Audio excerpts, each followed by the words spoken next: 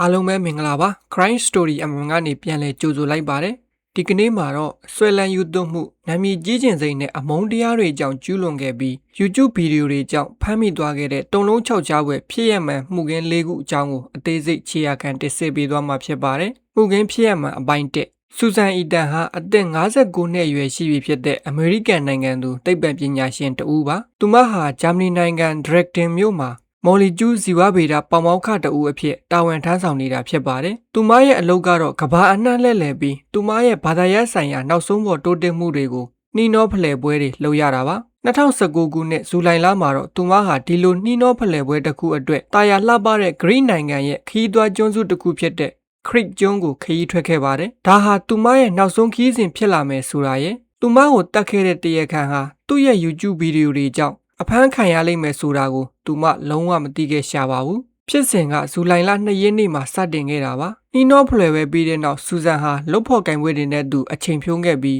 အခမ်းအနားခန်းမရဲ့ဧကန်မှာရှိတဲ့စံတရားကိုတိခတ်ခဲ့ပါသေးတယ်အဲ့ဒီနောက်ညနေပိုင်းမှာလူတွေကိုနှုတ်ဆက်ပြီးသူမတဲခိုရာဟိုတယ်ကိုပြန်ခဲ့ပါတယ်စိတ်မကောင်းစရာကတော့ဒါဟာဆူဇန်ကိုအသက်ရှင်လျက်နောက်ဆုံးမြင်တွေ့ခဲ့ရခြင်းပါပဲအဲ့ဒီနေ့ညနေ6နာရီမှာကျင်းပဖို့သတ်မှတ်ထားတဲ့ဒုတိယအကြိမ်မြောက်နှီးနှောဖလှယ်ပွဲကိုဆူဇန်ရောက်မလာတဲ့အခါမှာတော့လုတ်ဖို့ကင်ပွဲတွေကသူမမရှိတာကိုစတင်တတိပြုမိသွားကြပါတယ်အကြောင်းပြချက်မရှိပဲအစီအစဉ်တွေကိုဖျက်တတ်တဲ့သူမဟုတ်တာကြောင့်တခုခုတော့မှားနေပြီဆိုတာကိုသိလာပါတယ်24နာရီကျော်သွားတဲ့အထိဆူဇန်စီကဘာအစ်စ်တွေမှမရတော့တဲ့အခါဇူလိုင်လ3ရက်နေ့မှာတော့လုတ်ဖို့ကင်ပွဲတွေကရဲတပ်ဖွဲ့ထံဖုန်းဆက်ပြီးအကူအညီတောင်းပါတော့တယ်သူမနေမကောင်းဖြစ်နေတာမျိုးပဲဖြစ်ပါစေလို့အားလုံးကဆုတောင်းနေခဲ့ကြတာပါဒါပေမဲ့ရဲအရာရှိတွေဟိုတယ်ခန်းတကားကိုတွားခောက်တဲ့အခါဘယ်သူမှပြန်မထူးပါဘူး။ဒါနဲ့ပဲဟိုတယ်မန်နေဂျာစီကတော့အပူတောင်းပြီးအခန်းထဲဝင်ကြည့်တဲ့အခါအခန်းကလုံးဝဗလာဖြစ်နေပြီးအရာအလုံးဟာပုံမှန်အတိုင်းတတ်တတ်ရရှိနေတာကိုတွေ့ရပါတယ်။ဆူဇန်ရဲ့ပစ္စည်းမှန်သမျှအခန်းထဲမှာရှိနေတဲ့ဖြစ်ပြီးပျောက်ဆုံးနေတာဆိုလို့သူမရဲ့အပြေးဖက်နှက်တစ်စုံနဲ့ကိုလေးလှုပ်ရှားပွဲလုပ်တဲ့အဝတ်အစားတွေပဲဖြစ်ပါတယ်။သူမကိုတီးတဲ့သူတွေကတော့ဒါဟာဘာကိုဆိုလိုလဲဆိုတာချက်ချင်းသဘောပေါက်သွားကြပါတယ်။ဆူဇန်ဟာပညာတတ်ပေါမောက္ခတူဖြစ်ုံနဲ့မကပဲစိတ်ဝိညာဉ်ပိုင်းမှာပါအားကစားသမားစစ်တူပါ။သူမဟာတွိုင်ကန်တိုခပတ်နဲ့2ဆင့်ရထားသူဖြစ်ပြီးအသက်အရွယ်ရနေပြီဆိုပေမဲ့နေတိုင်းပုံမှန်အပြေးလေ့ကျင့်ရတာကိုဝါသနာပါသူဖြစ်ပါတယ်။ဒါကိုသိရတဲ့အတွက်စုံတော့တွေဟာစုံစမ်းစစ်ဆေးမှုကိုပေါင်ကျင်းလိုက်နိုင်ပါတယ်။ရိုးရိုးရှင်းရှင်းပြောရရင်တော့သူမဟာဇူလိုင်လ2ရက်နေ့ကဟိုတယ်ကိုပြန်ရောက်ပြီးမကြခင်မှာပဲအပြင်ကိုအပြေးလေးချင်းမှုထွက်သွားခဲ့ပြီးအဲ့ဒီနောက်မှာတခုခုအမှားယွင်းဖြစ်သွားခဲ့တာပါသူမဟာဒီဒေသရဲ့လမ်းတွေကိုတေချာမကျွမ်းကျင်တယ်လို့ပိုဆိုးတာကအဲ့ဒီနေ့ညနေပိုင်းရာသီဥတုဟာအလွန်အမင်းပူပြင်းလာပါတယ်ဒါကြောင့်သူမအပူဒဏ်ကြောင့်လဲကျသွားတာမျိုးဖြစ်နိုင်တယ်လို့ယူဆခဲ့ကြပါတယ်ဒီအချစ်လက်ပေါ်တွေမူတည်ပြီးခရစ်ကျွန်းရဲတပ်ဖွဲ့ဟာဟိုတယ်ပတ်ဝန်းကျင်နဲ့လူသိများတဲ့အပြေးလေးချင်းရလမ်းကြောင်းတွေမှာရှာဖွေရေးနဲ့ကယ်ဆယ်ရေးအဖွဲ့တွေကိုချက်ချင်းဆေလွတ်ခဲ့ပါတယ်။သူမရဲ့မိသားစုကပါခရစ်ကျွန်းကိုလိုက်လာပြီးဆူဇန်ကိုရှာဖွေပေးနိုင်သူကိုစုချင်းငွေယူရို9000ပေးမယ်လို့ကြေညာခဲ့ပါတယ်။ဒါပေမဲ့စိတ်မကောင်းစွာပဲဆူဇန်ကိုဘယ်နေရာမှရှာမတွေ့ခဲ့ပါဘူး။9ရက်အကြာဇူလိုင်လ10ရက်နေ့ရောက်တဲ့အထိပါပဲ။အဲ့ဒီနေ့မှာတော့လူငယ်2ဦးဟာခရစ်ကျွန်းပေါ်မှာရှိနေတဲ့ဒုတိယကမ္ဘာစစ်အတွင်းကနာဇီတွေတုံးခဲ့ပြီးစွန့်ပစ်ထားခဲ့တဲ့မြေအောက်ကွန်ကရစ်ဘန်ကာအပြစ်တွေတဲကတခုကိုလိုက်လံစူးစမ်းနေခဲ့ကြပါတယ်။ဘန်ကာတဲကိုမီတာ200လောက်ဝင်မှာတော့သူတို့တဲကတယောက်ကကြမ်းမြင့်ပေါ်ကအရာတခုကိုအိတ်ခွန်အစုံနဲ့ဖုံးထားတာကိုသတိပြုမိသွားပါတယ်။အောက်မှာဘာရှိလဲဆိုတာသိချင်လို့အိတ်ခွန်ရဲ့အစွန်းတစ်ဖက်ကိုမကြည့်လိုက်တဲ့အခါမှာတော့ခရစ်ကျွန်းရဲ့မကြသေးမီကတမိုင်းတက်လျှောက်ကြောက်စရာအကောင်ဆုံးရာဇဝတ်မှုရဲ့ပြက်ကွက်ကြီးကိုထိတ်တိုက်တွေးလိုက်ရပါတော့တယ်။အဲ့ဒီအိတ်ခွန်အစုပ်အောက်မှာရှိနေတာကတော့တိုးရိုင်ထဲကသိပ္ပံပညာရှင်ဆူဇန်အီတန်ရဲ့ရုပ်အလောင်းပဲဖြစ်ပါတယ်။နောက်ပိုင်းထွက်လာတဲ့ရင်ခွဲစစ်ဆေးခြင်းမှတ်တမ်းအရဆူဇန်ရဲ့နိုင်ရိုးအများပြားကျိုးရစ်နေပြီးခန္ဓာကိုယ်အနှံ့မှာအယိုးကျိုးဒဏ်ရာတွေရှိနေတဲ့အပြင်နရွက်တစ်ဖက်လည်းပျောက်ဆုံးနေတာစသဖြင့်ပြင်းထန်လာတဲ့ဒဏ်ရာတွေကိုတွေ့ရပါတယ်။သူမဘာပဲဖြစ်ခဲ့ဒါဟာလုံးဝမတော်တဆမှုမဟုတ်တာတော့သိကြပါတယ်။စုံတောက်တွေဟာတဲလွန်စားတွေကိုစတင်ရှာဖွေခဲ့ကြပြီးကံကောင်းထောက်မစွာနဲ့ပဲတိတ်မကြခင်မှာပဲပထမဆုံးအဓိကအချိုးကွေတစ်ခုကိုရရှိခဲ့ပါတယ်။အဲ့ဒါကတော့ဘန်ကာဝါအထိမောင်းနှင်ထားတဲ့ကားတာယာယာတွေကိုတွေ့ရှိခဲ့တာပါ။ဒီတာယာယာတွေကိုခွဲချမ်းစိတ်ပြကြည့်ပြီးတဲ့နောက်စုံတောက်တွေဟာစူဇန်ရဲ့ရုပ်အလောင်းကိုဘန်ကာစီတဲဆောင်လာတဲ့ကားကိုဖော်ထုတ်နိုင်ခဲ့ပါတယ်။အဲ့ဒီကားဟာအသက်28နှစ်အရွယ်ဒေသခံတိုရိန်တူဖြစ်တဲ့ Janice Paris Kid ရဲ့ကားဖြစ်ပါတယ်။ဒါပေမဲ့ Janice ကိုခေါ်ယူစစ်ဆေးတဲ့အခါမှာတော့သူကဘာမှမသိတယ်လို့ဟန်ဆောင်ပြီးအဲ့ဒီနေရာကိုဖျက်မောင်းမိတာဟာတိုက်ဆိုင်မှုတစ်တာဖြစ်တယ်လို့ညင်းဆိုခဲ့ပါတယ်။သူကအဲ့ဒီဘန်ကာရှိနေမှန်းတော့သူမသိဘူးလို့လိန်ညာခဲ့ပါသေးတယ်။ဒါပေမဲ့ဒီအလိန်ညာကပဲသူ့ကိုအဖမ်းခံရစေမဲ့အကြောင်းရင်းဖြစ်လာခဲ့ပါတယ်။ဘာလို့လဲဆိုတော့ Janice မှာအောင်မြင်တဲ့ YouTube ဗီဒီယိုဖန်တီးသူတူဖြစ်ချင်တဲ့အိမ်မက်ရှိနေလို့ပါ သူဟာ2019ခုနှစ်ကတည်းကသူ့နာမည်နဲ့ channel တစ်ခုထောင်ပြီးဗီဒီယိုတွေစတင်ခဲ့ပါတယ်။ဒါပေမဲ့အခုအချိန်မှာသူ့ channel ကိုတွားကြည့်ရင်တော့တရုတ်ရိုးရာတိုင်းပညာနဲ့တရားထိုင်နေတစ်ခုဖြစ်တဲ့ခြေကုန်းလေးကျင့်ခန်းလုပ်နေတဲ့ဗီဒီယို3ခုပဲရှိတာကိုတွေ့ရပါလိမ့်မယ်။အကြောင်းရင်းကတော့စူဇန်ရဲ့ရုပ်အလောင်းကိုမတွေ့ခင်ရက်ပိုင်းလိုမှတင် Janice ဟာသူ့ channel ကအခြားဗီဒီယိုတွေအားလုံးကိုဖြစ်ပစ်ခဲ့လို့ပါ။ရက်တက်ဖွဲ့ကဖြစ်ပစ်လိုက်တဲ့ဗီဒီယိုအချို့ကိုပြန်လည်ဆယ်ယူပြီးစစ်ဆေးလိုက်တဲ့အခါမှာတော့အကြောင်းရင်းကရှင်းရှင်းလင်းလင်းပေါ်လာပါတော့တယ်။အဲ့ဒီဖြစ်ပစ်လိုက်တဲ့ဗီဒီယိုအများစုမှာ Janice ဟာစွန့်ပစ်ထားတဲ့ဒုတိယကမ္ဘာစစ်နာဇီဘန်ကာတွေကိုလိုက်လံစူးစမ်းပြနေတာဖြစ်ပြီးအဲ့ဒီအထဲမှာစူဇန်ရဲ့ရုပ်အလောင်းကိုတွေ့ခဲ့တဲ့ဘန်ကာလည်းအပါအဝင်ဖြစ်နေလို့ပါ။ဒီလိုအထောက်အထားတဲ့ညှင်းကွက်တွေရှင်းတော့မညီမှုကြောင့်ရက်တပ်ဖွဲ့ကသူ့ကိုဇူလိုင်လ15ရက်နေ့မှာတရားဝင်ဖမ်းဆီးခွင့်ရရှိခဲ့ပါတယ်။ဒါ့အပြင်သူ့ကိုစစ်လက်စုံစမ်းခွင့်ရခဲ့ပြီးနောက်တွေ့ရှိရတဲ့တစ်တွေတွေကတော့ရုံးထွက်နိုင်အောင်ခိုင်မာလွန်းလာပါတယ်။အဲ့ဒီဘန်ကာတရှိရမြေခွဲဟာ Janice ရဲ့မိသားစုပိုင်မြေခွဲဖြစ်နေတယ်လို့စုံတော့တွေဟာ Janice ရဲ့ကားနောက်ဖုံးထဲမှာစူဇန်ရဲ့တွေးစွန်းကြောင်းတွေကိုရှာဖွေတွေ့ရှိခဲ့ပါတယ်။ဒီလိုခိုင်မာတဲ့တစ်တွေနဲ့ထိတ်တက်ရင်ဆိုင်လိုက်ရတဲ့အခါမှာတော့ Janice တယောက်စိတ်သက်ကြဆင်းပြီးအဖြစ်မှန်အားလုံးကိုဖွင့်ပြောပါတော့တယ်။သူ့ရဲ့ထွက်ဆိုချက်အရသူဟာလမ်းအတိုင်းပြေးလာတဲ့စူဇန်ကိုမြင်လဲရတဲ့အချိန်မှာစိတ်ရိုင်းဝင်လာပြီးသူမကိုကားနဲ့2ကြိမ်တိုင်တိုက်ခဲ့တာဖြစ်ပါတယ်။အဲ့ဒီနောက်သတိလက်သွားတဲ့စူဇန်ကိုကားနောက်ဖုံးထဲထက်ကဘန်ကာစီမောင်းသွားပြီးအဲ့ဒီနေရာမှာတင်သူမရဲ့အသက်ကိုနှုတ်ယူခဲ့တာဖြစ်ပါတယ်။နောက်ပိုင်းမှာတော့သူကစကားအလှည့်အပြောင်းလုပ်ပြီးဒီရာဇဝဲမှုကိုကျူးလွန်ဖို့သူ့ကိုမိတ်ဆက်ပူပြီးစိတ်ခိုင်းခဲ့တာပါလို့ရှောက်လဲခဲ့ပါသေးတယ်။ဒါပေမဲ့ကံမကောင်းစွာပဲဂျူရီလူကြီးတွေကဒါကိုလုံးဝမယုံကြည်ခဲ့ပဲ2020ပြည့်နှစ်မှာသူ့ကိုလွတ်ငြိမ်းချမ်းသာခွင့်မရှိတဲ့ထောင်ဒဏ်တက်တဲ့ကျွန်းပြစ်ဒဏ်ချမှတ်ခဲ့ပါတယ်။တကယ်တော့ဒါဟာ Janice ရဲ့ဇလန်းအဆုံးသတ်ဖြစ်တဲ့ပေမဲ့ကျွန်တော်တို့လေးလာကြည့်ရတဲ့လောက်တော့သူ့ရဲ့လုပ်ရက်တွေကသူအပြစ်ပေးခံခဲ့ရတဲ့ဒီရာဇဝဲမှုတစ်ခုတည်းတဲ့ပုံမှုနဲ့ဆိုင်နေပါတယ်။ Janice ကတော့ဒီလုပ်ရက်ကိုကြိုတင်ကြံစည်မှုမရှိပဲလမ်းမှာတွေ့လို့ရုတ်တရက်လုံးမိတဲ့ရာဇဝဲမှုတစ်ခုအဖြစ်ပုံဖော်ခဲ့ပေမဲ့သူဟာကွင်းဆက်လူသားသမားစစ်တူဖြစ်နိုင်တယ်ဆိုတဲ့သက်သေတွေရှိနေပါတယ်။ဥပမာအားဖြင့်သူဟာအရင်ကမီးရှို့မှုတစ်ခုနဲ့တလိษံတွေကိုညှဉ်းပန်းနှိပ်စက်မှုတွေကြောင့်ရက်တပ်ဖွဲ့ရဲ့ဖမ်းဆီးထိန်းသိမ်းခြင်းကို2ကြိမ်တိုင်ခံခဲ့ရဘူးပါတယ်။ဒီလိုလုပ်ရက်တွေဟာကွင်းဆက်လူသမားတွေငယ်စဉ်ကပြတတ်တဲ့အစောပိုင်းအပြုအမူတွေဖြစ်ပါတယ်။သူအဖမ်းခံရပြီးတဲ့နောက်ပိုင်းမှာလည်းအခြားအမျိုးသမီးအများပြားဟာရှေ့ထွက်လာပြီးအတိတ်တုန်းက Janice ဟာသူတို့ကိုလည်းကားနဲ့တိုက်တက်ဖို့ကြိုးစားခဲ့ဘူးကြောင်းတစ်တွေထွက်ဆိုခဲ့ကြပါတယ်။ဒါကြောင့်စူဇန်ဟာသူ့ရဲ့ပထမဆုံးသားကောင်မဟုတ်ဖို့ရာဂိုင်နှုန်းများပြားပါတယ်။ဒါပေမဲ့ Janice ကိုအခိုင်အမာဆုံးတစ်တွေပြနေတာကတော့သူ့ YouTube ကနေဖြစ်ပစ်လိုက်တဲ့ဗီဒီယိုတွေထဲကတစ်ခုမှပါ။အဲ့ဒီဗီဒီယိုထဲမှာသူကစူဇန်ကိုတွေ့ခဲ့တဲ့ဘန်ကာထဲမှာပဲလူသေးအယိုးတွေလိုယူဆရတဲ့အယိုးစုတွေကိုပြသနေတာမြင်ရပါတယ်။ဒီအယိုးတွေကိုရက်တပ်ဖွဲ့ကဘယ်တော့မှရှာမတွေ့ခဲ့တာကြောင့်တစ်တွေဖြောက်ဖို့ Janice ကပဲဖယ်ရှားပစ်ခဲ့တာဖြစ်နိုင်ပါတယ်။ဒါပေမဲ့ပိုပြီးကြောချမ်းစရာကောင်းတာကအဲ့ဒီဗီဒီယိုရဲ့တနေရာမှာသူ့တငယ်ချင်းကပြောလိုက်တဲ့စကားပဲဖြစ်ပါတယ်။အဲ့ဒီစကားကိုဘာသာပြန်ကြည့်ရင်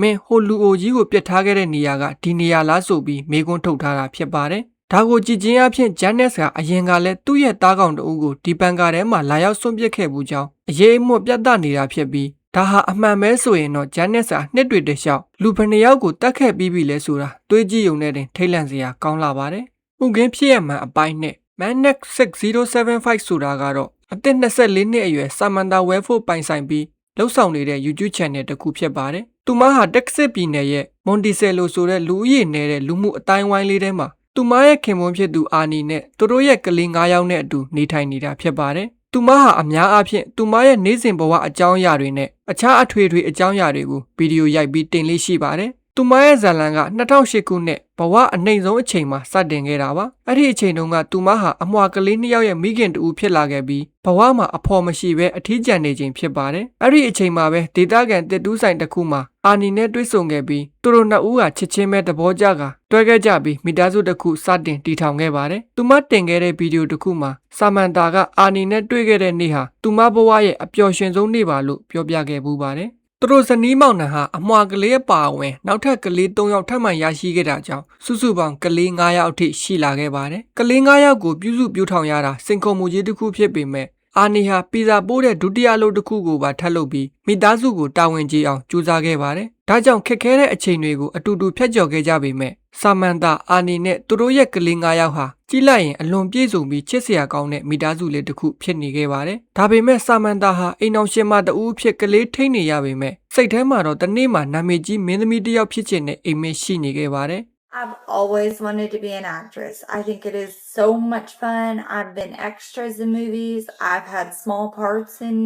ဗီဒီယိုတစ်ခုမှာသူမကကျမအမြဲတမ်းမင်းသမီးဖြစ်ချင်ခဲ့တာအဲ့ဒါကအရန်ပျော်ဖို့ကောင်းတယ်ရုပ်ရှင်တွေမှာအပိုလူအဖြစ်တရုပ်ဆောင်မှုသလိုဇလန်းတော်တွေမှာလည်းအခန်းအနှဲငယ်တရုပ်ဆောင်မှုတယ်ကိုအဲ့ဒီလိုဖော်ပြခွင့်ရတာအမှုပညာရဲ့အံ့ဩစရာအကောင်းဆုံးပုံစံတစ်ခုပဲလို့ပြောခဲ့ပါတယ်ဒါကြောင့်2010ပြည့်နှစ်အောက်တိုဘာမှာသူမဟာ YouTube Channel တစ်ခုထောင်ပြီးဗီဒီယိုတွေစတင်တင်ခဲ့ပါတယ်အင်တာနက်ပေါ်မှာနာမည်ကြီး YouTuber တယောက်ဖြစ်လာပြီးသူမရဲ့အိမ်မက်တွေကိုအစားထိုးအကောင့်ထဲပေါ်ဖို့မျှော်လင့်ခဲ့တာပါစပိုင်းမှာတော့အရာအလုံးကအဆင်ပြေပါတယ်ဆာမန်တာဟာပြောစရာရှိရင်ရှိသလိုဗီဒီယိုအတစ်တွေတင်လေးရှိပြီးဗီဒီယိုအများစုဟာကြည့်ရှုသူ100ကျော်ဖို့ရုန်းကန်နေရပေမဲ့ရှိတဲ့ပရိသတ်အနည်းငယ်ကလည်းသူမကိုစစ်လုပ်ဖို့ခွန်အားဖြစ်စေခဲ့ပါတယ်ဒါပေမဲ့အချိန်တွေကြာလာတာနဲ့အမျှဗီဒီယိုရိုက်ရတဲ့အပေါ်ဆွဲလန်းမှုဟာလွန်ကဲလာပါတော့တယ်သူမဟာမိသားစုတဲ့ဗီဒီယိုရိုက်ဖို့အတွက်အချိန်တွေကိုပိုပေးလာခဲ့ပြီးဒါဟာအလုပ်တွေပြီးစိတ်ဖိစီးနေတဲ့အာနီအပေါ်ကိုပိုပြီးဖိအားဖြစ်စေခဲ့ပါတယ်2014ခုနှစ်ဝန်းကျင်မှာတော့သူမဟာဗီဒီယိုတွေထဲမှာအာနီကသူမကိုနှိပ်စက်ညှဉ်းပန်းနေပါတယ်ဆိုပြီ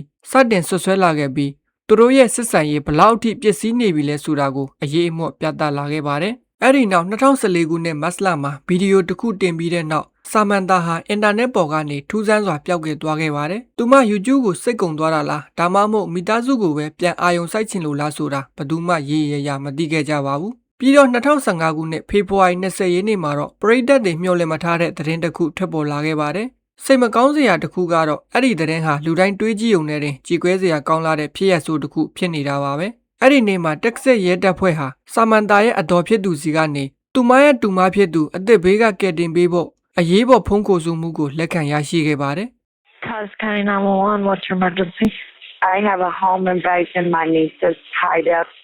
အဲ့ဒီအရေးပေါ်ဖုန်းခေါ်ဆိုမှုမှတ်တမ်းအရကျမတူမအိမ်ကိုလူဆိုးတွေဓမြဝင်တိုက်နေတယ်။ကျမတူမကိုကြိုးတုပ်ထားကြလို့အခုကျမဖြေပေးနေတာ။တူမကိုကြိုးတွေတို့ပါဇက်တွေကိုပိတ်ထားကြတာ။အိမ်မှာကလေး9ယောက်ရှိတယ်။ကလေးတွေကတော့အိပ်ပျော်နေကြတုန်းပဲလို့ပြောခဲ့ပါတယ်။ဖြစ်စဉ်ကတော့ညတကောင်ရအချိန်မှာမျက်နှာဖုံးဆွတ်ထားတဲ့လူ3ယောက်ဟာသူတို့အိမ်ထဲကိုအတင်းဝင်ရောက်လာပြီးအိပ်ပျော်နေတဲ့ဇနီးမောင်နှံကိုတိုက်ခိုက်ခဲ့ကြတာပါ။လူဆိုးတွေကဆာမန်တာကိုအိတ်ခမ်းထဲမှာကြိုးတုပ်ထားခဲ့ပြီးအာနီကိုတော့တနတ်တင်နဲ့အကြိမ်ကြိမ်ရိုက်နှက်ကပြန်ပေးဆွဲခေါ်ဆောင်သွားခဲ့ကြပါတယ်။ဆာမန်တာဟာကျိုးတွေကိုမနှဲယုံဖြည့်ပြီးအတော်ဖြစ်သူစီဖုံးဆွတ်နိုင်ခဲ့လို့အတော်ဖြစ်သူကရဲကိုအကြောင်းကြားပြီးအိမ်ကိုချစ်ချင်းလာခဲ့တာဖြစ်ပါတယ်။ရဲတွေရောက်လာတဲ့အချိန်မှာအတော်ဖြစ်သူကဆာမန်တာရဲ့ကျိုးတွေကိုဖြည့်ပေးပြီးသားဖြစ်နေပါပြီ။ကံကောင်းထောက်မစွာနဲ့ကလေး9ယောက်စလုံးဟာဘာမှမဖြစ်ပဲဘေးကင်းကြပါတယ်။ဒါပေမဲ့ဒီနေရာမှာထူးဆန်းတာကအိမ်ထဲကဘာပစ္စည်းကိုမှမခိုးပဲအာနီတယောက်တည်းကိုပဲခေါ်သွားကြတာပါ။အာနီကိုတီးတဲ့သူတွေရဲ့ပြောဆိုချက်အရလဲသူဟာအန်ရရှိတဲ့လူတွေနဲ့ရညိုးဖွဲ့မဲ့လူစားမျိုးလုံးဝမဟုတ်ပါဘူး။စုံနောက်တွေဟာဒီဖြစ်စဉ်တစ်ခုလုံးမှာအနံ့အသက်မကောင်းတဲ့တန်တရားဖြစ်စာတစ်ခုကိုအာရုံရနေပေမဲ့လောလောဆယ်အဓိကရည်မှန်းချက်ကတော့အာနီကိုအသက်ရှင်လက်အမြန်ဆုံးကယ်တင်ဖို့ပဲဖြစ်ပါတယ်။ဒါပေမဲ့ဆာမန်တာကတော့စုံနောက်တွေကိုတဲလွန်စားရစေမဲ့ဘာအချစ်လက်ကိုမှမသိဘူးလို့ညင်းဆိုခဲ့ပါတယ်။အခြားရွေးချယ်စရာမရှိတော့တာကြောင့်ရဲတွေကဆာမန်တာကိုစစ်ဆေးမေးမြန်းဖို့ရဲစခန်းကိုခေါ်ခဲ့ပါတယ်။ဒါပေမဲ့ဘယ်သူမှမျှော်လင့်မထားတဲ့အရာကတော့စစ်ဆေးမေးမြန်းခန်းထဲရောက်တာနဲ့ဆာမန်တာဟာသူမရဲ့ထွက်ဆိုချက်ကိုလုံးဝပြောင်းလဲပြစ်လိုက်ပါတော့တယ်။အစတုန်းကလူဆိုးတွေအကြောင်းဘာမှမသိပါဘူးဆိုတဲ့သူကအခုကျမှတန်တရားရှိသူရဲ့နာမည်တစ်ခုကိုထုတ်ဖော်ပြောလာပါတယ်။အဲ့ဒီနာမည်ကတော့ဂျွန်ရီပဲဖြစ်ပါတယ်။ဆာမန်တာပြောပြတဲ့ဇာတ်လမ်းအရသူမဟာတငယ်ချင်းတစ်ယောက်နဲ့အာနီကသူမအပေါ်အကြမ်းပစ်ပုံတွေကိုစကားပြောနေတော့မှဂျွန်ရီပဲဆိုတဲ့အကောက်အမီတုံးထားတဲ့အမျိုးသားတစ်ယောက်ကဒါကိုကြားသွားပြီးယောက်ျားတစ်ယောက်ကမိန်းမတစ်ယောက်ကိုဒီလိုမဆက်ဆံတဲ့မူသူဒီကိစ္စကိုရှင်းပေးမယ်လို့ပြောခဲ့ကြောင်းထွက်ဆိုပါတယ်။စုံစမ်းကြည့်လိုက်တဲ့အခါအဲ့ဒီဂျွန်ရီပဲဆိုတဲ့အမည်နောက်ွယ်ကတကယ်လူကတော့ဂျွန်နသန်ဆင်ဖို့ဆိုသူဖြစ်နေပါတယ်။ရက်တပ်ဖွဲ့ဟာဂျွန်နသန်နဲ့အတူကြာရပါ2ဦးဖြစ်တဲ့ဟိုဆေးပွန်နဲ့Octavius Ryan တို့ကိုပါမကြခင်မှာပဲဖမ်းဆီးရမိခဲ့ပါတယ်။အန်အောစရာကောင်းတာကဂျွန်နသန်ဟာဘာမှရုန်းကန်ခြင်းမရှိပဲအာနီကိုပြန်ပေးဆွဲခဲ့ကြောင်းချစ်ချင်းဝန်ခံခဲ့ပါတယ်။ဒါပေမဲ့အဆိုးရွားဆုံးရလဒ်ကိုအတည်ပြုပေးခဲ့ပါတယ်။အဲ့ဒါကတော့ရဲတွေမသိခင်ကတည်းကအာနီဟာတိတ်ဆုံးသွားခဲ့ပြီဆိုတာပါပဲ။သူတို့3ယောက်ဟာအာနီကိုလူသူဝေးတဲ့တောအုပ်တစ်ခုထဲခေါ်သွားပြီး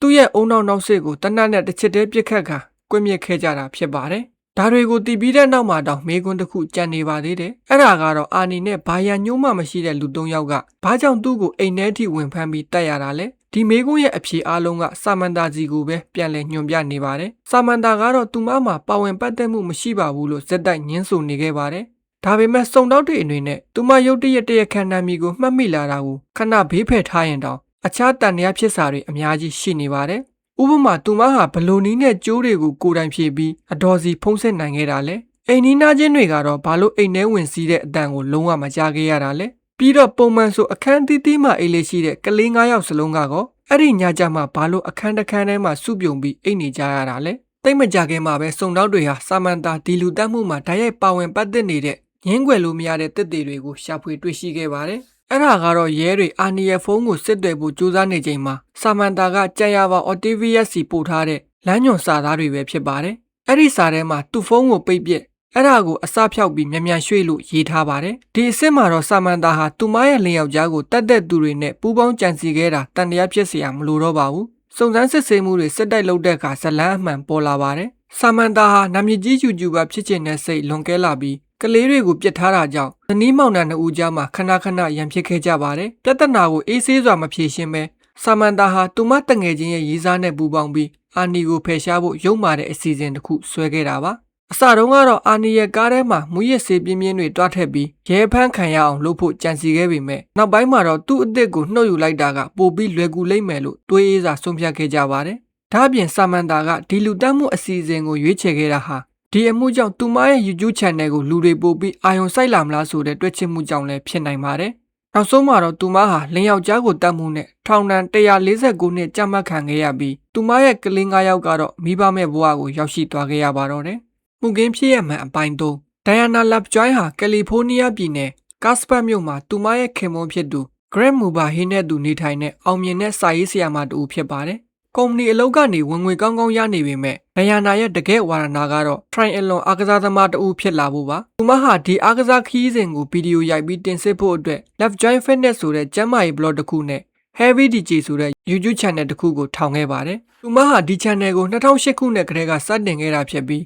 းနှစ်တွေတခြားမိဘတွေနဲ့အကြာကြီးခွဲခွာပြီးမှပြန်တွေ့တာတွေခင်မွန်းဖြစ်သူနဲ့အတူရင်ငုတ်တာတွေစတဲ့ဘဝရဲ့အစိတ်အပိုင်းမျိုးကိုမှတ်တမ်းတင်ခဲ့ပါတယ်တစ်ချိန်ကဆိုသူမဟာဟင်းချစ်ပြပွဲတင်ဆက်သူတယောက်ဖြစ်ဖို့တောင်ကြိုးစားခဲ့ပါသေးတယ်ဒါပေမဲ့စိတ်မကောင်းစွာပဲသူမရဲ့ channel ကဘယ်တော့မှအောင်မြင်မလာခဲ့ပါဘူးဒါကြောင့်နောက်ဆုံးမှာတော့ဆုံးရှုံးမှုတွေကိုဖျက်တောက်ပစ်ပြီး2012ခုနှစ်မတ်လမှာဗီဒီယိုတင်တာတွေကိုရပ်လိုက်ခါဘဝကိုပဲစစ်ဆောက်ဖို့ဆုံးဖြတ်ခဲ့ပုံရပါတယ်ဒါပေမဲ့ဒါဟာအပြင်းပန်းအမြင်သာဖြစ်ပြီးတကယ်တော့ဒိုင်ယာနာသူမရဲ့ YouTube channel ကိုပြစ်ပယ်ခဲ့တဲ့တကယ်အကြောင်းရင်းကအကောင့်ဘက်ကပါအကြောင်းကတော့ဒိုင်ယာနာနဲ့ Graf တို့ဟာနှစ်ပေါင်းများစွာကလေးရဖို့ကြိုးစားနေခဲ့ကြတာဖြစ်ပါတယ်စိတ်မကောင်းစရာကဒိုင်ယာနာဟာကိုဝင်8ကြိမ်တိုင်ပြစ်ကြခဲ့မှုပြီးမျောလင်းချစ်တွေကုံဆုံးလို့နေပါဖြစ်ခဲ့ရပါတယ်ဒါပေမဲ့2012ခုနှစ်စက်တင်ဘာလမှာတော့သူတို့နှစ်ဦးဟာကျမ်းမာတန်ဆွမ်းတဲ့သားလေးတစ်ယောက်ကိုမွေးဖွားတတ်ဆင်နိုင်ခဲ့ပြီးသူတို့ရဲ့တောကတွေအဆုံးသတ်သွားခဲ့ပါတယ်ဒါပေမဲ့ဒီလိုအောင်ပွဲခံရမယ့်အချိန်ဟာပညာမှုတွေတစ္ဆာဖောက်မှုတွေနဲ့အတူနောက်ဆုံးမှလူသက်ရန်ကြံစည်မှုထိဥတည်သွားမဲ့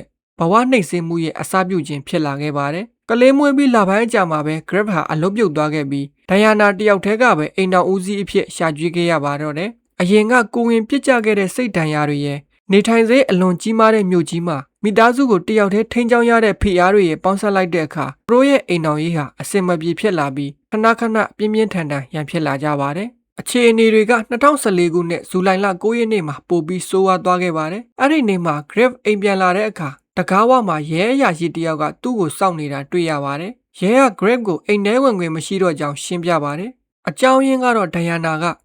Grab ဟာသူမနဲ့တားဖြစ်သူကိုကိုတိလက်ရောက်စော်ကားနှိပ်စက်နေပါတယ်ဆိုပြီးတိုင်ချင်းဖွင့်ဆွတ်ဆဲလိုက်လို့ပါအဲ့ဒီနောက်2နှစ်နီးပါးကြာအောင်ကွာရှင်းပြတ်ဆဲရေးတရားရင်ဆိုင်ခဲ့ကြပြီးစုံတောက်တွေစုံစမ်းတဲ့အခါဒိုင်ယာနာရဲ့ဆွတ်ဆွဲချက်တွေကိုထောက်ခံမဲ့ဘာသစ်တွေမှရှာမတွေ့ခဲ့ပါဘူးဒါကြောင့်တရားရုံးက Grab ကိုတားဖြစ်သူရဲ့အုပ်ထိန်းခွင့်90%ပေးခဲ့တယ်လို့2015ခုနှစ်နှောင်းပိုင်းကွာရှင်းမှုသဘောတူညီချက်အရဒိုင်ယာနာကို Grab ထံဒေါ်လာ3,000ပေးရော်ဖို့အမိန့်ချမှတ်ခဲ့ပါတယ်ဒါပေမဲ့ကွာရှင်းပြတ်ဆဲမှုအပြည့်မတတ်ခင်မှာပဲ Grab ဟာအမည်မသိနံပါတ်တစ်ခုစီကနေဖုန်းခေါ်ဆိုမှုကိုလက်ခံရရှိခဲ့ပြီးအရာအလုံးပြောင်းလဲသွားပါတော့တယ်ဖုန်းထဲကအတန်ကတော့သူဟာဒိုင်ယာနာငှားရမ်းထားတဲ့ပုဂ္ဂလိကစုံတော်တူဖြစ်တယ်လို့ဆိုပါတယ်အဲ့ဒီစုံတော်ရဲ့ပြောကြားချက်အရသူ့မှာဒိုင်ယာနာဆွတ်ဆွဲထားတဲ့အကြမ်းဖက်မှုတက်တဲ့အထောက်အထားအခိုင်အမာရှိတယ်လို့ပြောပါတယ်ဒါပေမဲ့ဘာကြောင့်လဲမသိသူက Grab ကိုအမှုနိုင်စေခြင်းလို့အဲ့ဒီတက်တဲ့စာရွက်စာတမ်းတွေကို Grab အိမ်နာကတော်ရင်ရှောက်လန်းနားမှာရှိတဲ့လျှက်စစ်ဓာတ်တိုင်တစ်ခုမှာတိတ်နဲ့ကတ်ထားပေးမယ်လို့ပြောပါတယ် Grab ဟာဒီကိစ္စတစ်ခုလုံးကိုတန်တရားဖြစ်မိတာကြောင့်2016ခုနှစ်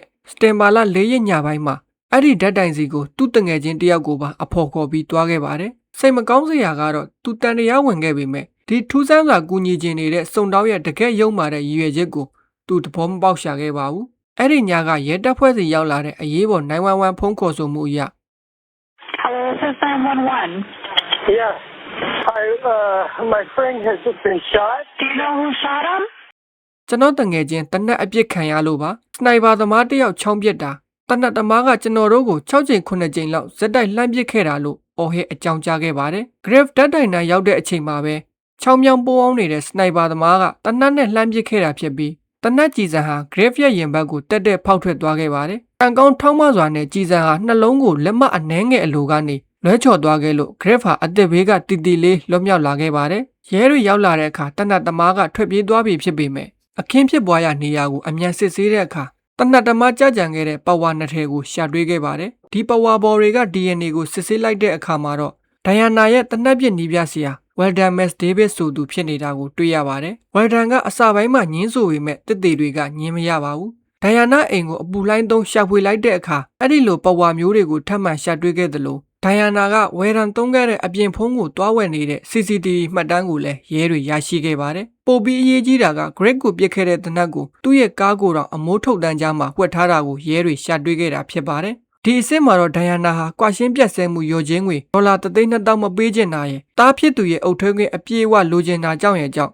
Greg ကိုအစားဖြောက်ဖို့လုပ်ခဲ့တာရှင်းနေပါပြီ။ဒိုင်ယာနာနဲ့ Weldon တို့ကို Greg ကိုလှုပ်ကြံတပ်ဖြတ်ရန်ကြံစည်မှုနဲ့ဖမ်းဆီးခဲ့ပြီး2019ခုနှစ်နိုဝင်ဘာမှာတရားစီရင်ခဲ့ပါတယ်။နှစ်ဦးစလုံးအပြစ်ရှိကြောင်းတွေ့ရှိရပြီးဒိုင်ယာနာကိုထောင်ဒဏ်26နှစ်ကနေတသက်ကျွန်းချမှတ်ခဲ့ကတနတ်သမားဝယ်ဒန်ကိုတော့ပုံမပြင်းထန်တဲ့ထောင်ဒဏ်250ကနေတသက်ကျွန်းပြစ်ဒဏ်ချမှတ်ခဲ့ပါတယ်။ဒီအမှုတစ်ခုလုံးရဲ့တစ်ခုတည်းသောစိတ်သစ်သာရစရာကတော့ Grave ဟာဒိုင်ယာကနေအပြည့်အဝပြန်လည်ကျန်းမာလာခဲ့ပြီးလက်ရှိမှာသူ့ရဲ့သားလေးနဲ့သူအေးအေးချမ်းချမ်းနေထိုင်နေတာပဲဖြစ်ပါတယ်။မှုခင်းဖြစ်ရမှန်အပိုင်းလေးYouTube ပေါ်က Ganaruna 87ဆိုတဲ့ channel ကိုအပေါ်ရန်ကြည့်လိုက်ရင်တော့အလွန်နှွေးထွေးပြီးအပြစ်ကင်းစင်ပုံရပါတယ်။ဒီ channel ဟာ Iceland နိုင်ငံသား Ganaruna ပိုင်ဆိုင်တာဖြစ်ပြီး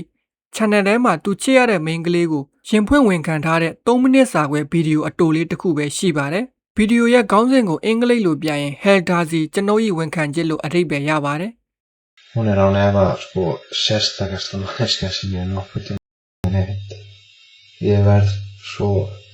အဲ့ဒီအထဲမှာသူကသူမကိုဘလောက်ထိချက်ကြောင်းတွေကိုရင်ဖွင့်ထားတာပါဒါပေမဲ့စိတ်ရင်းအမှန်နဲ့ရေးထားတဲ့အချစ်လွှာလို့ထင်ရတဲ့ဒီဗီဒီယိုဟာ Iceland နိုင်ငံတမိုင်းတစ်လျှောက်ကြောက်စရာအကောင်းဆုံးရာဇဝတ်မှုကြီးတစ်ခုကိုဖြည့်ရှင်းနိုင်မဲ့တော်ကြစ်ဖြစ်လာခဲ့ပြီးအရာအလုံးဟာဂန္နာရဲ့ငယ်စဉ်ဘဝဒဏ်ရာတွေစီကိုပြန်လည်ဥတည်နေပါတယ်ဂန္နာဟာငယ်စဉ်ကတည်းကမိခင်မရှိဘဲကြီးပြင်းလာရသူမို့ဖခင်ဖြစ်သူနဲ့အလွန်ရင်းနှီးကျွမ်းဝင်ခဲ့ပါတယ်ဒါပေမဲ့1996ခုနှစ်စက်တင်ဘာလ20ရက်ညမှာတော့ခန္ဓာအသက်9နှစ်ပဲရှိသေးချိန်မှာဖခင်ဖြစ်သူဟာတနတ်နဲ့ကိုအဆုံးစီရင်သွားခဲ့ပါတယ်။ပိုပြီးဆိုးရွားတာကဖခင်ဖြစ်သူတက်တည်နေချိန်မှာခန္ဓာဟာအဲ့ဒီအခန်းထဲမှာအတူရှိနေခဲ့ပြီးအဖြစ်အပျက်အလုံးကိုမျက်ဝါးဖြင့်တင်မြင်ခဲ့ရတာပါ။ဒါဟာခန္ဓာရဲ့စိတ်ကျန်းမာရေးကိုပြင်းထန်စွာထိခိုက်စေခဲ့ပြီးသူဟာကဘာကြီးနဲ့အဆက်အသွယ်ဖြတ်ကဖခင်ဖြစ်သူတည်ဆုံသွားတာကိုလက်မခံဘဲညှင်းပယ်နေခဲ့ပါတယ်။ခန္ဓာအတွက်ဘဝဟာမျှော်လင့်ချက်ကင်းမဲ့နေရကနေမူလာတန်းကျောင်းရောက်တဲ့အခါHelda ဆိုတဲ့မိန်းကလေးနဲ့တွေ့ဆုံခဲ့ပြီးသူမအပေါ်ချက်ချင်းဆွဲလန်းလာခဲ့ပါတယ်။သူဟာကြောင်းတက်ကလေးကနေအရွယ်ရောက်တဲ့အထ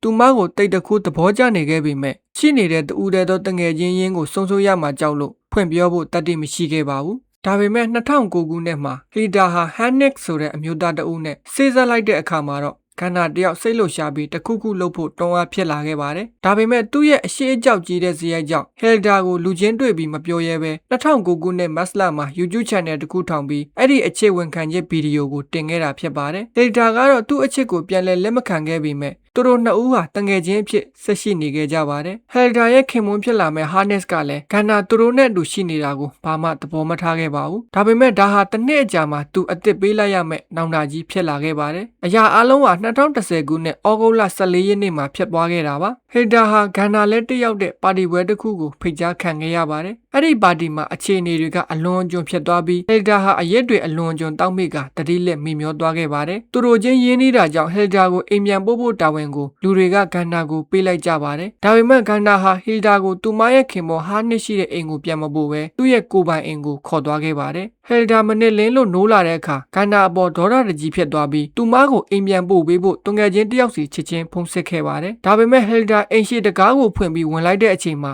တွေးလိုက်ရတဲ့မြင်ကွင်းအတွက်တော့ဘာပြင်ဆင်မှုမှရှိထားမှာမဟုတ်ပါဘူးသူမရဲ့ခင်ပေါ်ဟာနက်စာအိတ်ခမ်းနာကလှေကားထိပ်မှာတွေးရိုင်နဲ့လဲကျတည်ဆုံနေတာကိုတွေးလိုက်ရလို့အပြင်ကိုပြေးထွက်ပြီးရဲကိုဖုံးစစ်ခဲ့ပါတယ်ဒါပေမဲ့နောက်ကျသွားပါပြီဟာနက်ရဲ့ခန္ဓာကိုလက်မောင်းခြေထောက်ကနေလဲပဲနောက်စစ်အထိတနတ်ထန်ရမဟုတ်ပဲဓာတ်ရံရပေါင်း20ကျော်ရထားပြီးဟယ်လီဒါမတွေးခင်ကတည်းကတည်ဆုံနေတာကြာပါပြီဒဏ်ရာတွေကြောင့်ဒါဟာလူတက်မှုဖြစ်တာသိကြတာကြောင့်စုံတော့တွေဟာလူသက်သမားကိုချစ်ချင်းလိုက်ရှာပါတော့တယ်အစပိုင်းမှာဟာနစ်ရဲ့စီးပွားပြိုင်ပွဲတွေကိုတန်တရားဝင်ခဲ့ကြပေမဲ့တိတ်မကြခင်မှာပဲစုံတော့တွေဟာကန္နာတင်ထားတဲ့ YouTube အချစ်ဝင်ခံရဲ့ဗီဒီယိုကိုရှာတွေ့သွားပြီးသူ့ကိုစခန်းခေါ်စစ်ဆေးခဲ့ပါတယ်ကန္နာကဘာမှမသိဘူးလို့ညင်းဆိုခဲ့ပြီးတစ်တည်မခိုင်လုံတာကြောင့်ပြန်လွှတ်ပေးခဲ့ရပါတယ်ဒါပေမဲ့ကံကောင်းထောက်မစွာနဲ့ပဲတိတ်မကြခင်မှာစုံတော့တွေဟာဟာနစ်ရဲ့ကရင်ဘေးမှာတွေးဆွနေတဲ့ဖနက်ချေရာတစ်ခုကိုရှာဖွေတွေ့ရှိခဲ့ပါတယ်ဒီချေရာကိုအသေးစိတ်စစ်ဆေးလိုက်တဲ့အခါဒါဟာအကန့်အသတ်နဲ့ထုတ်ထားတဲ့ edit ဖနက်အမျိုးအစားဖြစ်နေပါတယ်အဲ့ဒီအချိန်တုန်းကအိုက်စလန်တနိုင်ငံလုံးမှာဒီဖနက်မျိုး18စုံတာရှိတာဖြစ်ပြီးကန္နာဟာအဲ့ဒီဖနက်ကိုပိုင်ဆိုင်ထားတဲ့အထက်ကတယောက်ဖြစ်နေပါတယ်ဒီတစ်တေဟာသူ့ကိုထပ်မံဖမ်းဆီးထိန်းသိမ်းဖို့လုံလောက်ခဲ့ပါတယ်ဒါ့အပြင်ရဲတွေဟာသူ့ရဲ့ပစ္စည်းတွေကိုအသေးစိတ်ရှာဖွေခင်းရခဲ့ပြီးကန္နာရဲ့ဖနက်တွေပေါ်နဲ့သူ့ရဲ့ကားထဲမှာဟာနစ်ရဲ့တွေးဆွန်းကြောင်းတွေကိုရှာတွေ့ခဲ့ပါတယ်ဒီတစ်တွေကိုပြလိုက်တဲ့အခါမှာတော့ကန္နာဟာလူတက်မှုကိုဝန်ခံပါတော့တယ်သူ့ရဲ့ထွက်ဆိုချက်အရသူဟာဒီလူတက်မှုကိုလာနဲ့ချီကြိုတင်ကြံစည်ခဲ့တာဖြစ်ပြီးအယောင်းဝယ်မှတ်တမ်းတွေမှာသူ့နာမည်မကြံခဲ့အောင်လူတက်ဖို့တုံးမဲ့ပစ္စည်းတွေကိုစိုင်ကနေခိုးယူခဲ့တာဖြစ်ပါတယ်ခန္ဓာကဝင်မခံပေမဲ့ဟေဒါကတော့အဲ့ဒီညကပါတီမှာသူမပုံမှန်မဟုတ်ပဲမိလဲသွားတာဟာခန္ဓာကသူမရဲ့ဖြော်ရည်တဲ့စိတ်ခတ်ခဲ့တာကြောင့်လို့တန်တရားဝင်ခဲ့ပါတယ်ခန္ဓာဟာလူတက်မှုကျူးလွန်ပြီးနောက်အနီးအနားကတရားစီမောင်းသွားပြီးတစ်ပစ္စည်းတွေကိုပင်လယ်ထဲလွှင့်ပစ်ခဲ့ပါတယ်ဒါဟာအလွန်သေးကြတဲ့အစီအစဉ်ဖြစ်ပေမဲ့သူဖနက်ချေရဖျောက်ဖို့တုံးခဲ့တဲ့အမှားအိတ်ကလမ်းလျှောက်ရင်ပေါက်ပြဲသွားခဲ့လို့ဖနက်ချေရကြံခဲ့ပြီးအဖမ်းခံခဲ့ရတာဖြစ်ပါတယ်။သူ့ရဲ့လူတက်ရတဲ့အကြောင်းရင်းကတော့အားလုံးတွေးထားတဲ့အတိုင်းပါပဲ။သူကစုံစမ်းစစ်ဆေးမှုမှာကျွန်တော်ဟယ်ဒါကိုချစ်တယ်။သူမကကျွန်တော်အနားမှာရှိနေရမှာဟာနစ်အနားမှာမဟုတ်ဘူးလို့ကောက်ချက်စွာထွက်ဆိုခဲ့ပါတယ်။ထူးဆန်းတာကမတ်လတရက်နေ့ပထမအကြိမ်တရက်ခွဲမှာတော့သူ့ရဲ့ငယ်စဉ်ဘဝစိတ်ဒဏ်ရာတွေကြောင့်စိတ်မနှံ့မဲ့လုံးမိတာလို့ယူဆပြီးအပြစ်မရှိကြောင်းဆုံးဖြတ်ခဲ့ပါတယ်။ဒါပေမဲ့အစိုးရရှိနေကသူဟာလောက်ရတွေကိုတတိရှိရှိလုပ်ခဲ့တာလို့အယူခံဝင်ပြီးအိုက်စလန်တရားလွှတ်တော်ချုပ်အထိအမှုတင်ခဲ့ပါတယ်။ဒုတိယအကြိမ်တရက်ခွဲမှာတော့ကန္နာကိုအပြစ်ရှိကြောင်းဆုံးဖြတ်ခဲ့ပြီးထောင်ဒဏ်16နှစ်ချမှတ်ခဲ့ပါတယ်။မှုခင်းရဲ့ရစ်စစ်မှုနဲ့ရှင်ရင်ဒီပြစ်ဒဏ်ကနည်းနေသေးပေမဲ့သူဟာပြစ်ဒဏ်ရဲ့ထက်ဝက်သာနေခဲ့ရပြီးပြန်လည်လွတ်မြောက်လာကလက်ရှိမှာဒေသခံကိုလောင်ရုံတစ်ခုမှာအလုပ်လုပ်ကိုင်နေပါတယ်။အားလုံးပဲကျေးဇူးတင်ပါတယ်ဒီကနေ့ Crime Story အမှန်ကတင်ဆက်ပေးခဲ့တဲ့ YouTube ဗီဒီယိုကနေတဆင့်ဖော်ထုတ်နိုင်ခဲ့တဲ့ဖြစ်ရမှန်မှုခင်း၄ခုစလုံးဟာလူတွေရဲ့တဏှာစိတ်ဆွဲလန်းမှုနဲ့နာမည်ကြီးစဉ်စိတ်တွေကဘလောက်အထိကြောက်စရာကောင်းလဲဆိုတာကိုတည်တည်ပြနေပါတယ်မိမိပတ်ဝန်းကျင်မှာလည်းဒီလိုစိတ်မမှန်တဲ့လူတွေရှိမရှိအမြဲတမ်းထားကြဖို့တိုက်တွန်းခြင်းပါတယ်အဆုံးထိကြည့်ရှုအားပေးကြတဲ့တယောက်ချင်းစီတိုင်းကိုကျေးဇူးတင်ပါတယ်နောက်ဗီဒီယိုတွေမှာပြန်လည်ဆုံတွေ့ကြရအောင်ပါ